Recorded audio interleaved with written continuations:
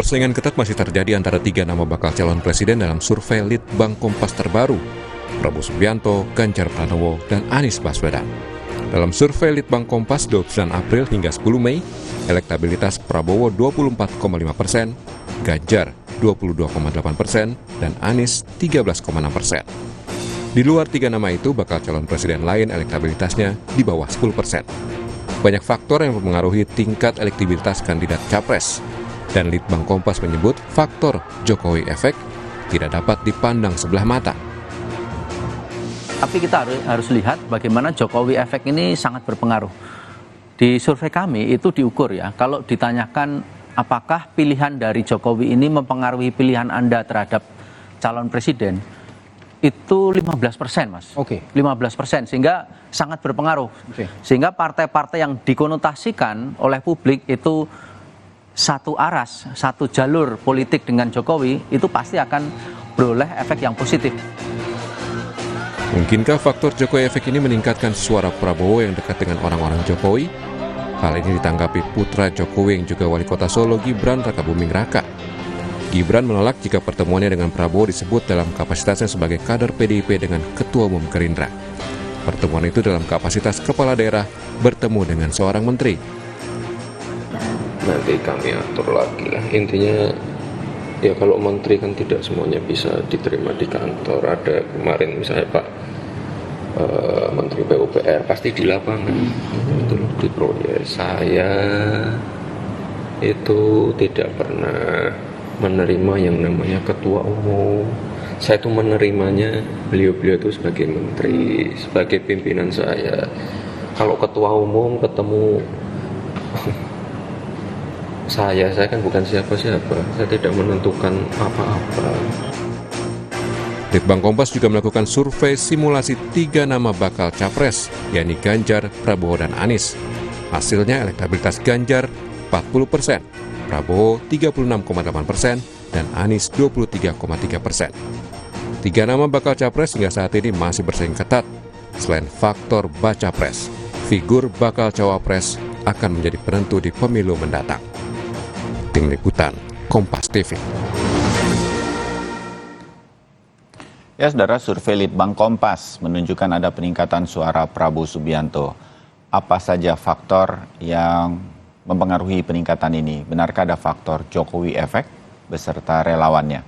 Nah, kita akan ulas. Nanti akan hadir, sudah berjanji untuk bisa hadir peneliti senior Litbang Kompas, Toto Suryaning Tias. Kemudian hadir di studio anggota Dewan Pembina Partai Gerindra Andre Rosiade, serta hadir melalui daring atau Zoom Ketua DPP Partai Nasdem Willy Aditya. Bang Willy dulu saya sapa. Selamat pagi, Bang Willy. Pagi. Ya, Mas Bayu, sehat? Sehat, terima kasih. Dan sehat pagi, juga nih, saya dari tadi udah ngobrol nih sama Andre Rosiade di studio. Bang Andre. Pagi Mas Bayu, pagi udah saya. Waalaikumsalam, udah Willy yang ganteng dan gagah perkasa. Ya, kita ngobrol mengenai hasil survei Litbang Kompas yang kemudian diturunkan kemarin. Ke Gerindra dulu. Siap. Apa saja yang dilakukan Bang Andre oleh Pak Prabowo sehingga cukup naik? Ini mengagetkan sendiri bagi Gerindra atau gimana? Ya, kami kan mengevaluasi dari berbagai survei yang dilakukan di Oktober dan awal November 2022 yang lalu ya. Oke. Bagaimana setelah Mas Anies deklarasi, Dawili yang udah saya ini mendeklarasikan Mas Anies, kan peta berbagai lembaga survei berubah. Bagaimana Mas Anies tinggi, Pak Prabowo turun di posisi ketiga. Itu Oktober 2022? Ya, 2022. Ya. Pak Prabowo jadi ketiga ya dari tiga nama ini? Di seluruh survei. Kami Partai Gerindra melakukan evaluasi yang menyeluruh. Sampailah di titik kesimpulan kita harus melakukan pembenahan. Apa saja yang lakukan pembenahan? Yang pertama tentu struktur partai harus bekerja lebih keras lagi. Bagaimana kader-kader Partai Gerindra bekerja lebih keras dan lebih giat lagi menemui masyarakat, menjawab tuduhan hoax dan fitnah terhadap Pak Prabowo. Jadi ini perintah kepada seluruh jajaran. Hasil rapat kerja ini. Lalu yang kedua, bagaimana kader Gerindra turun ke lapangan menjelaskan hal-hal yang positif tentang Pak Prabowo selain menjawab tuduhan fitnah. Lalu selanjutnya bagaimana kader-kader Gerindra selain turun ke lapangan aktif di media sosial. Nah, kita bisa lihat bagaimana kader-kader Gerindra secara organik dari pengurus anak ranting, anak cabang, ya, sampai pengurus DPD seluruh ribu kader Gerindra aktif untuk di media sosial, di Twitter, Instagram, Facebook, TikTok, untuk menyampaikan hal-hal yang positif tentang Pak Prabowo dan juga Partai Gerindra. Jadi kita nggak pakai buzzer, tapi memang organik. Yeah. Lalu Pak Prabowo juga kita minta bahwa di akhir pekan beliau mulai untuk berkeliling menyapa masyarakat, karena masyarakat harus disapa. Dan alhamdulillah November kita putuskan, Desember mulai bergerak, ya alhamdulillah Januari mulai naik, Februari naik, Maret terlihat naik, ya April kita alhamdulillah, Maret tuh udah luar biasa. April alhamdulillah kita sudah nomor 1 sampai di Mei ini. Cuma dengan begitu atau itu satu. Tapi tentu memudahkan.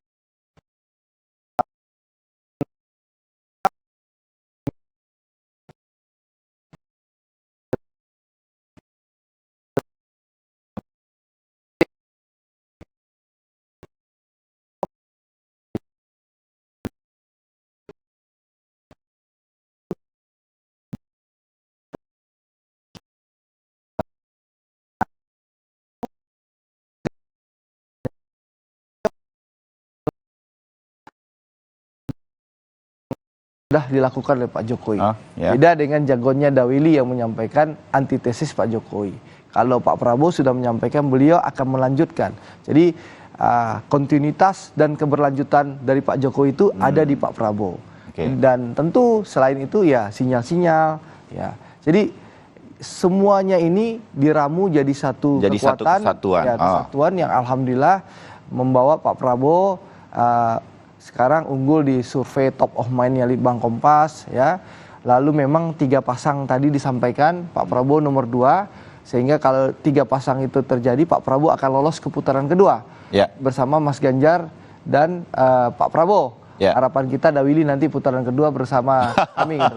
Lalu, tapi kalau kita lihat yang kurang disampaikan di acara Sapa Indonesia pagi tadi adalah kalau head to head. Kalau bisa Mas Bayu paparkan nanti itu di layar kaca bagaimana head to head Pak Prabowo unggul di atas Mas Ganjar 51 sekian kalau lawan terjadi 47 putaran sekian. kedua Kalau hari terjadi ini putaran gitu kedua hari ini. Dan juga yang menarik ya alhamdulillah ya di Litbang Kompas pun terlihat bahwa memang Pak Prabowo kehilangan sekitar 35% pemilih beliau yang lari ke udah saya Dawili ke Mas Anies ya. Tapi Pak Prabowo juga mendapat tambahan ya, pemilih Pak Jokowi yang dulu di Januari 2021 2023 Litbang Kompas mensurvei Pak Prabowo hanya dapat limpahan 21%.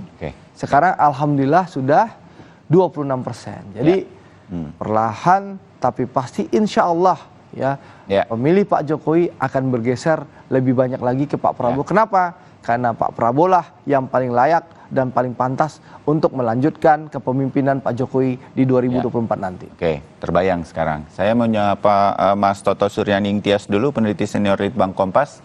Mas Toto sudah bergabung? Nah, kami masih... Oh, ini ya. Mas Toto, selamat pagi Mas Toto. Ya, nanti kami akan kasih kesempatan Mas Toto untuk berbicara mengenai survei Litbang Kompas. Masih kita coba untuk komunikasi atau audionya. Saya ke Mas Willy dulu, dan nanti mungkin mudah-mudahan tidak di-mute ya Mas Toto. Saya ke Mas Willy dulu. Mas Willy, kalau dari Koalisi Perubahan melihat perubahan terutama di Pak Prabowo ini mengkhawatirkan dan ini menjadi sesuatu begini, saya menempatkan sebagai orang yang melihat selama ini kayaknya Pak Prabowo belum ngapa-ngapain. Saya pengen tahu ada apa, maka saya udah tanya dan saya dapatkan sedikit, oh ada ini internal dan juga ada faktor eksternal. Tapi kan Pak Anies, Mas Anies ini kan udah bergerak sebetulnya bersama Nasdem terutama, tapi belum ada yang signifikan, paling tidak dari survei Litbang Kompas. Ada apa itu? Udah Willy, silakan. Ada apa denganmu? Wah, ini pertanyaan pagi-pagi sudah berat Mas Bayu. Aduh. Tapi kita kan terus komunikasi, jadi saya juga gregetan gitu, pengen tahu. Ini sang maestronya Mas Anies ya? Gitu kan. Dawili ini sang maestronya Mas Anies ya? kita ucapkan selamat dulu untuk Pak Prabowo, khususnya Andre Rosiade. Ini kan apa ya, frontman yang luar biasa nih. Semoga nanti Andre jadi menteri lah. Aduh, ampun. Jadi memang Mas Bayu, apa yang menjadi temuan Litbang Kompas itu jadi catatan bagi kami di tim 8 ya. Oke. Sejauh ini memang masih landai, kita akui memang pergerakannya cukup biasa-biasa aja. Belum ada hal yang luar biasa dari pergerakan Mas Anies. Jadi memang ini kami terima dengan beberapa catatan, rekomendasi, dan semoga apa yang dilakukan Andre bisa juga kami lakukan gitu ya. Melakukan evaluasi total ya, sehingga bisa rebound lagi nanti ya. Nah, cuma yang harus kita lihat bahwasanya ini kan fluktuatif ya, ini kan potret hari ini. Nah, ini yang kemudian menjadi poin-poin kita ya. Paling penting adalah kemarin memang catatan kita, kami beberapa Nasdem, Demokrat, dan PKS fokus pada proses penyusunan DCS ya, sehingga Mas Anies itu relatif berjalan sendiri dalam beberapa kesempatan. Nah, kemarin kami sudah menyusun beberapa agenda lagi untuk kemudian fokus. Ini kan konsekuensi dari pemilu yang berbarengan, Mas Bayu. Iya. Di mana di saat yang bersamaan partai dituntut mempersiapkan pileg dan pilpres, kemudian terpaksa agak sedikit quote unquote dikesampingkan lah begitu ya. Ini jadi catatan kita. Karena apa? Ya, kita tentu pernah membahas, Mas Bayu, beberapa saat yang lalu, kita tidak ingin sebenarnya pilpres ini jadi yatim piatu ya. Jadi ini catatan kita memang. Apa keunggulan Pak Prabowo dan Andre itu karena beliau ketua umum partai, lalu kemudian sejalan dengan pergerakan partainya. Nah, sementara Mas Anies kan seorang anak bangsa, figur yang kami usung di luar partai. Jadi memang prosesnya kemudian ini menjadi sebuah catatan dalam proses kandidasi ya. Jadi dia tidak sebangun dengan pergerakan partai. Itu yang menjadi catatan kami, Mas Bayu. Ya. Oke, nah hal semacam ini yang saya merasa bahwa Nasdem, salah satu anggota dari Koalisi Perubahan, nanti akan melihat ini sebagai ini, dan saya setuju sekali dengan Bang Willy bahwa ini baru sementara, masih ada beberapa bulan ke depan dan semua akan ada perubahan-perubahan. Saya meyakini itu dengan catatan-catatan dari salah satu survei Litbang Kompas. Nah, saya ke Mas Toto. Mas Toto, apa saja catatan yang secara singkat bisa disampaikan? Pak Prabowo cukup melonjak nih, begitu. Apa yang bisa dilihat dari responden, dan kemudian ada pertanyaan-pertanyaan apa di dalam survei yang kemudian melihat perubahan ini? Sementara karena Bang Willy hadir di sini, dari sosok Anies Baswedan, apa yang kemudian bisa ditangkap dari survei? Belum ada terlalu perubahan, walaupun belum signifikan pergerakan seperti dari Koalisi Perubahan sampaikan, tetapi kan sudah ada gerakan sebetulnya, Mas Toto. Ya, mungkin dari belakang dulu ya, saya jawab yang dari Pak Anies Baswedan. Jadi kalau kita melihat semata dari elektabilitasnya Pak Anies Baswedan, sebetulnya Pak Anies Baswedan ini elektabilitasnya sudah berangkat dengan modal yang cukup besar. Karena di awal periode pemerintahan kedua ini, di survei kami bulan Oktober tahun 2019, Pak Anies itu sudah start dengan 8,7%. Ganjar baru 1,2%, Pak Prabowo sudah 14,3% sekitar itu. Sehingga kita bisa lihat perjalanan selama ya kurang lebih 3 tahun ini, kita bisa melihat memang ada lonjakan yang berbeda-beda. Jadi Pak Anies ini sebetulnya naik, tetapi dia naiknya landai. 2 periode survei kami sebelumnya sampai 16%, lalu survei yang bulan Januari kemarin 13,6, yang sekarang 13% misalnya. Oh, oke. Naik, jadi sebetulnya naik terus tetapi landai. Gitu ya. Oh, catatan tuh. Oke. Ini beda dengan Ganjar. Ganjar ini dia naiknya lebih terjal ya. Dan dia belum pernah turun di dalam survei kami, kecuali baru kali ini turun. Di beberapa survei yang lembaga riset yang lain kan kita juga tahu dampak dari U20 itu terhadap Ganjar Pranowo dan terhadap PDI Perjuangan. Ya. Jadi sebetulnya setback dari elektabilitas Ganjar ini itu memang terganggu oleh peristiwa U20. Kalau misalnya itu tidak ada peristiwa itu, bisa jadi memang Ganjar ini sudah tidak terkejar. Karena posisi terakhir itu elektabilitasnya sudah melampaui 2 kali margin error terhadap Pak Prabowo, apalagi terhadap Pak Anies. Lalu kenapa Pak Anies ini cenderung landai? Ya kita harus lihat, kita harus juga secara fair ya, terbuka melihat bagaimana dinamika di ruang publik, terutama di media sosial, bagaimana saling dalam tanda petik ya, saling serang, saling intimidasi atau saling buka, saling bongkar kayak gitu terhadap lawan politik. Dan kita lihat Pak Anies cenderung menjadi dalam tanda petik menjadi sasaran serangan dari dua kubu.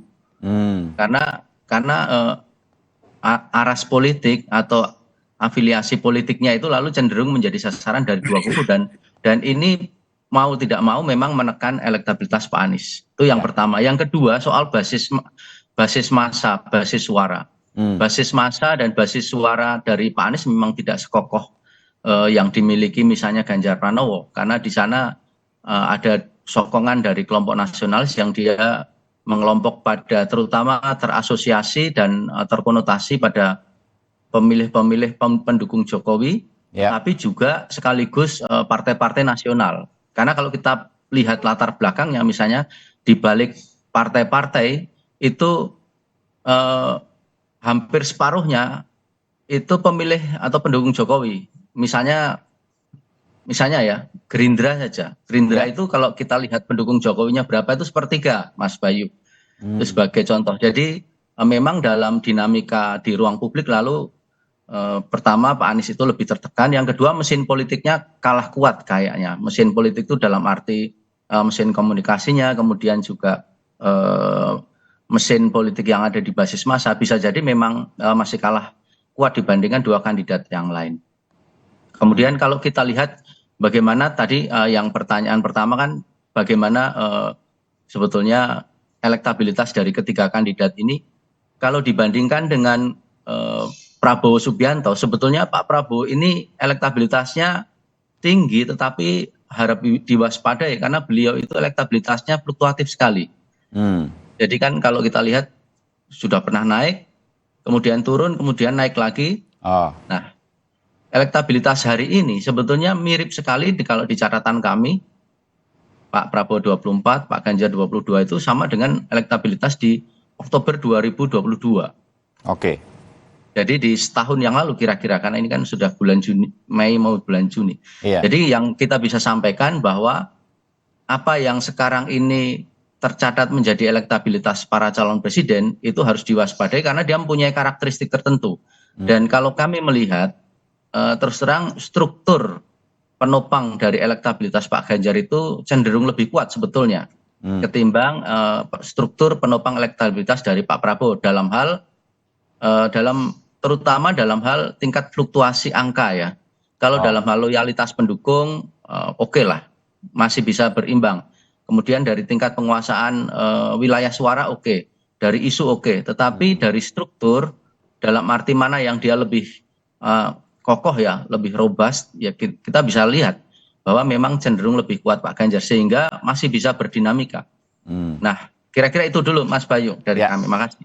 Oke, nanti kita sambung lagi berkaitan dengan tampaknya sejalan dengan apa yang terjadi, tapi ada catatan-catatan menarik yang sebetulnya bisa disimpan oleh Bang Willy bahwa ini sebetulnya naik, memang landai saja. Ketinggalan sekarang tapi naik gitu. Nah, ini hal-hal ini yang mudah-mudahan menjadi sesuatu juga untuk di Koalisi Perubahan, juga Bang Andre di Partai Gerindra. Nanti kita akan sambung, termasuk Bang Andre ingin mendapat tanggapan nih Mas Toto berkaitan kalau hari ini dilakukan Pilpres dan terjadi 2 periode, kemudian ada head to head tadi, ada 2 putaran sehingga tinggal ada 2 calon, di mana Pak Prabowo selalu unggul, walaupun unggul tipis terhadap kalau berhadapan dengan Ganjar. Nanti kita bahas setelah jeda, tetap bersama kami.